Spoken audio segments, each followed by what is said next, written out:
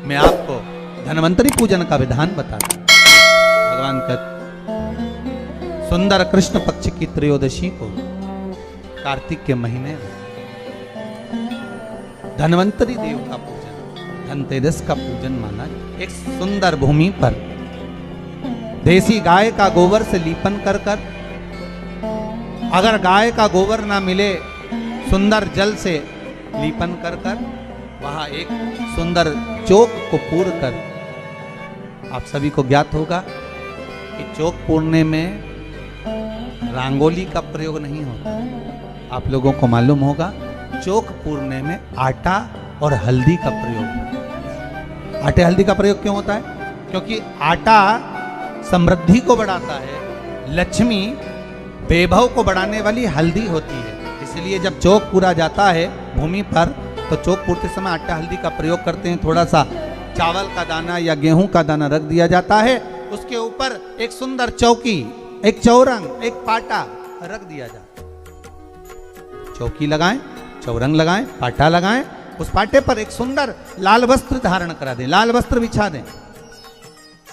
एक थाली लें, उस थाली पर कंकु से, रौली से, कुंकू से गिला कर स्वस्तिक का निर्माण कर, स्वस्तिक का निर्माण कर घर में अगर चांदी का सिक्का हो, अगर चांदी का सिक्का नहीं हो, चांदी का कॉइन नहीं हो, तो अपने घर का 1 का सिक्का, 2 का सिक्का, 5 का सिक्का, 10 का सिक्का, जो भी आपके घर में हो वो कॉइन ले लें महाराज। उसको थाली के अंदर रख दें स्वस्तिक के ऊपर। फिर उसका स्मरण करें। आटे के 7 दिए बनाएं, एक थाली में, एक प्लेट में रख लें। घी के दिए बनाएं और उसमें सुंदर बाती को लगा दें। ध्यान दीजिएगा, इसमें जो बाती लगेगी वो लंबी बाती लगेगी।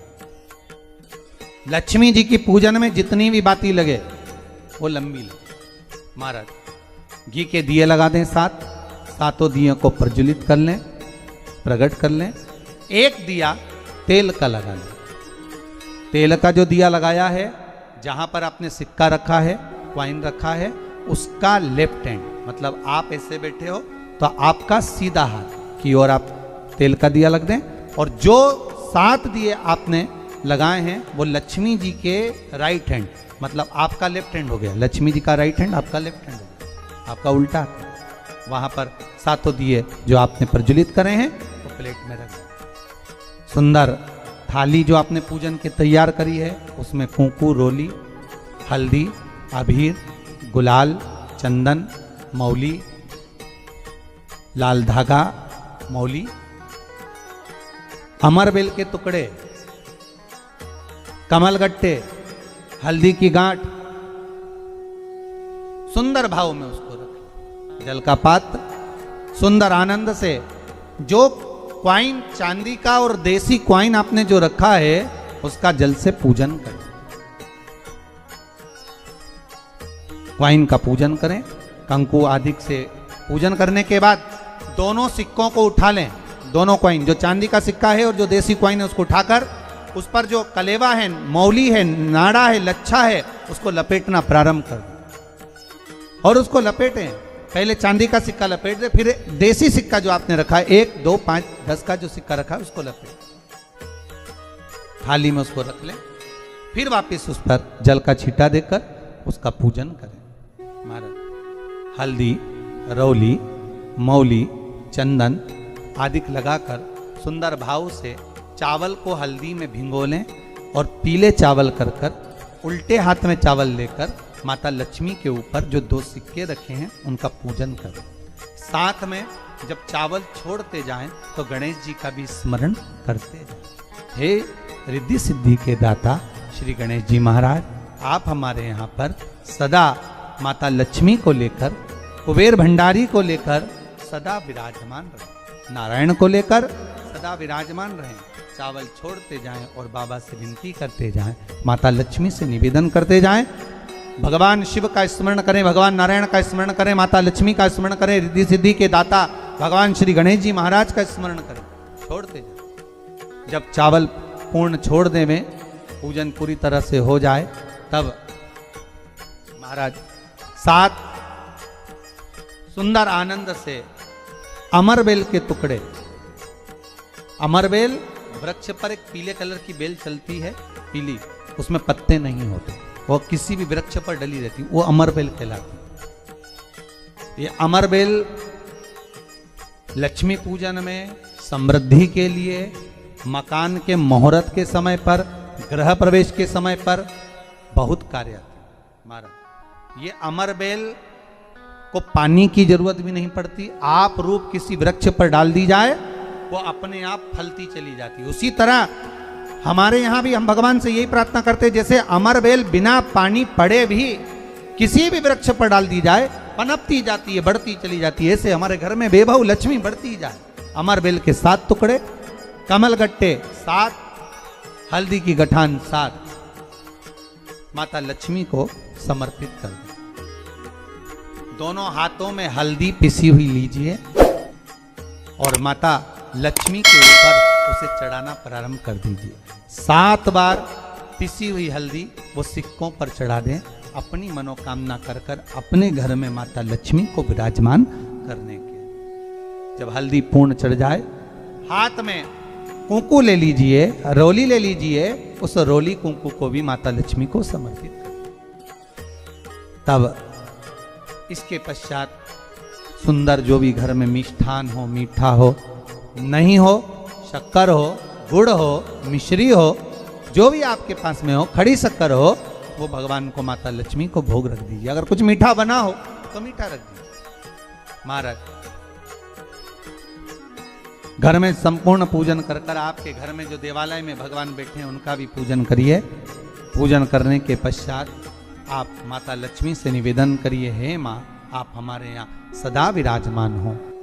पूजन करने के बाद जो 7 दिए आपने प्लेट में रखे हैं, थाली में रखे हैं पूजन के लिए, घी के, उन 7 दियों से माता लक्ष्मी की आरती उतारिए। उन 7 दियों से माता लक्ष्मी का पूजन करिए। माता लक्ष्मी से विनती करिए,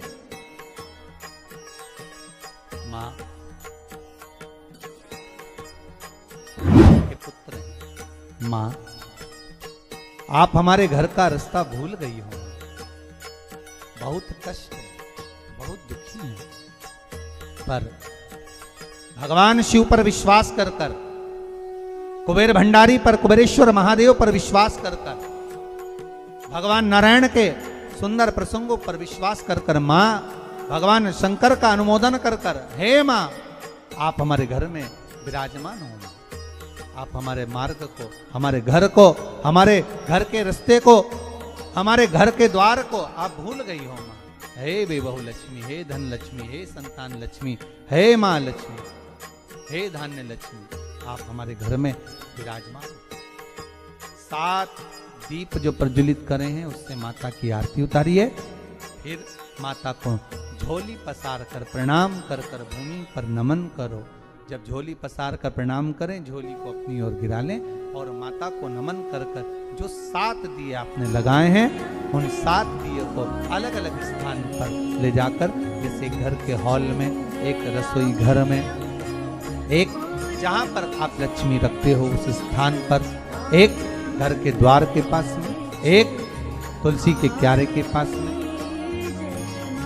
ऐसे अलग अलग 7 स्थान पर उन दीप को रख दिया है। एक भगवान का जहां पूजन हुआ है, लक्ष्मी की जहां आराधना करी, एक दीप वहां पर भी रखा जाए। जो तेल का दिया लग रहा है उसके पास माता का, माता लक्ष्मी से निवेदन करें, हे मां कृपा सागर, करुणा सागर मां, आप भगवान विष्णु के साथ विराजमान हो, आप भगवान नारायण के साथ में हमारे यहाँ सदा विराजमान हो मां, ऐसी कृपा कर। महाराज मां से विनती कर कर बड़ा उत्साह, बड़ा उमंग, बड़ा आनंद रखना। आपने अगर धन्वंतरी की पूजन करी है, धनतेरस की पूजन करी है, कोई वस्तु, कोई सामग्री अगर आप लेकर आए हो, कोई पात्र लेकर आए हो, कोई तांबे का पात्र लाए हो, जो भी वस्तु आप नहीं लेकर आए हो उसका भी पूजन उसी दिन कर लेना चाहिए,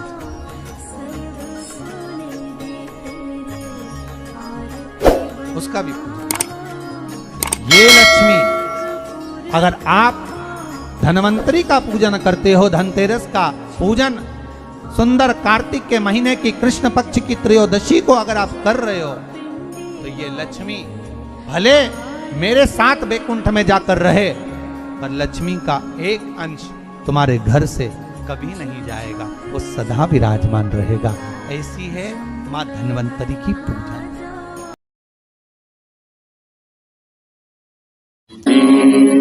शिवाय नमस्ते। भगवान थोड़ी ना कहेगा कि तू मेरे पास में आए तो मेरे चरण की रज लेकर जा। भगवान थोड़ी ना कहेगा कि मेरे पास में आकर तू ये लेकर जा।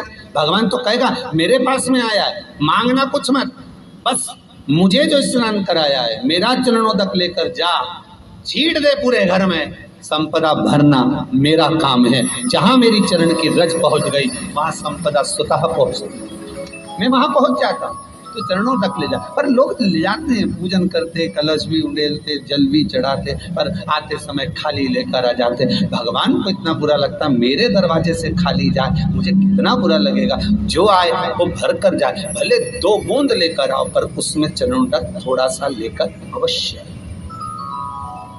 हमारी माताएं बड़ी प्रेम से कहती हैं, आप लोगों के मन में भी ये बात जरूर होगा, जितने लोग टीवी पर कथा सुन रहे हो, फेसबुक यूट्यूब पर श्रवण कर रहे हो, आपने भी सुना होगा, घर की जो माताएं होती है, कभी भी घर का रसोई घर का बर्तन जिसमें सब्जी बनाई है, 50 लोग अगर जिमने आ रहे हैं और कह दिया आज का निमंत्रण है, 50 लोगों का पार्टी है, ये है वो है, सुहागिल है या ब्राह्मण भोज है, तो वो जो खीर का पात्र होगा, जो बर्तन होगा, जो सब्जी का पात्र होगा, माँ उसको खाली जल्दी नहीं करती है। भले उसमें सब्जी थोड़ी ना थोड़ी पड़ी रहने देगी, जब तक सब जिम कर नहीं चले जाएंगे तब तक उसमें पटक कर रखेगी। क्यों? क्योंकि उसमें उसकी बरकत है।